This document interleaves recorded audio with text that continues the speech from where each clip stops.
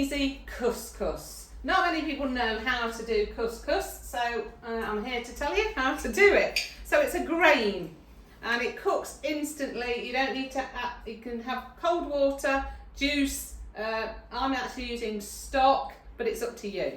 But all it does is absorb the water, and that is what cooks it, so to speak.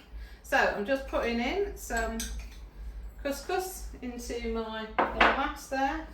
Right, I've got some, I'm going to make it a sort of a sweet one. So I've got some raisins here, chopped up celery, whatever you've got knocking about really, put it in. Bit of apple,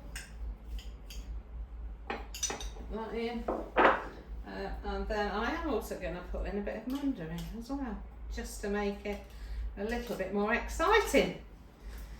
And then with your stock, slowly add that in. Again, make sure you're covering it and give it a good mix. And that literally is all you're going to do.